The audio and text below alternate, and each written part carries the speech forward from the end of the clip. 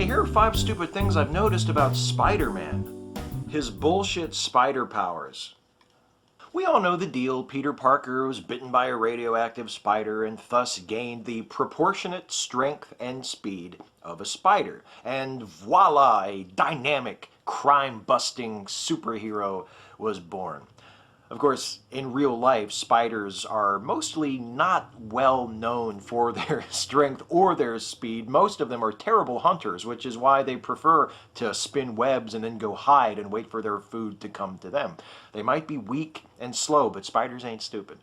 Although, I guess a comic book about a fat, sedentary Peter Parker throwing up webs all over New York City and then just kind of waiting for bank robbers to run into them wouldn't have been very much fun to read.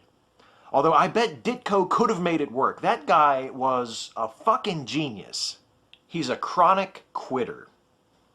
You've probably seen that iconic cover before. That's Amazing Spider-Man number 50, Spider-Man No More, with Peter Parker turning his back on Spider-Man and walking away. You know, the hero giving up his identity as a costumed vigilante and walking away only to eventually have to come back and save the day is really a trope of the superhero genre. But with Spider-Man, it's more like a bad habit. I mean, look, I wrote a few of them down. Not only is there number 50 there, the famous one, Spider-Man No More, but he actually quit like 3 years before that, too, in Spider-Man number 18. And then he tried to quit in issue number 100. That's the one where he took the serum that he thought was going to take away his powers, but he wound up growing 4 extra arms. You know, serves him right. And then he quit after the clone saga when he thought that he was the clone and the clone was him. And I know that I'm probably leaving a few out. This guy quits so often that it's... Where the fuck did he go? What, are you going to quit this now too? You're a fucking quitter on this too. I knew he'd back. The Webshooters.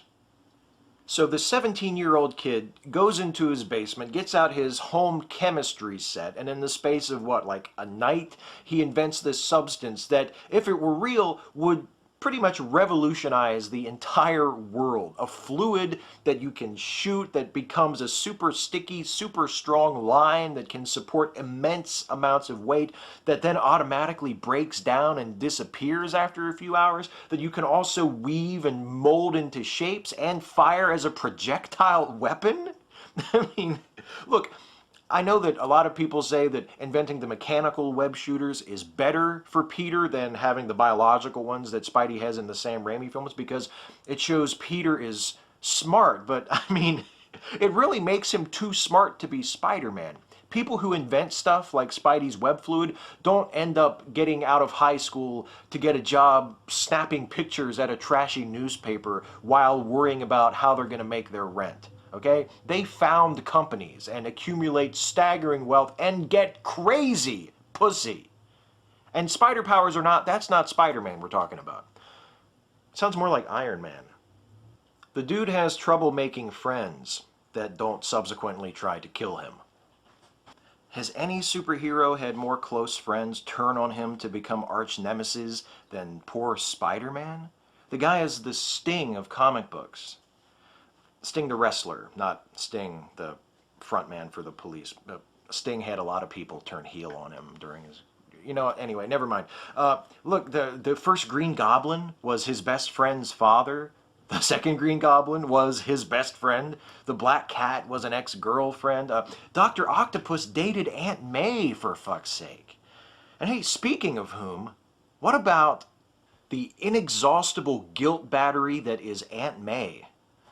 That phrase, power and responsibility, gets thrown around a lot in reference to Spider-Man, but if you read Spider-Man comics, especially those early ones from the 60s, you see that his real motivation is guilt about Aunt May. After all, it's his fault that Uncle Ben is dead, and Aunt May is just a lonely old woman perpetually teetering on the precipice of death.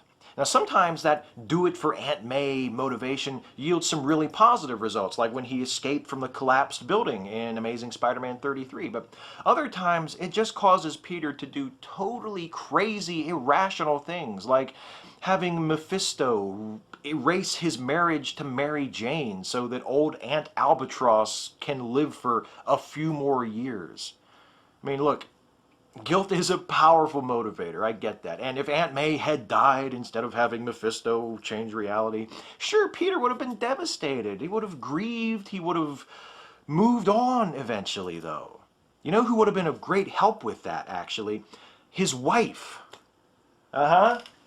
Yeah, you didn't think of that one, did you, smart guy? Ah, the old spider sense didn't tingle before you made that decision, did it? Damn that Parker luck. The hardest part is only picking 5. Catch you next time. Fucking dumbass.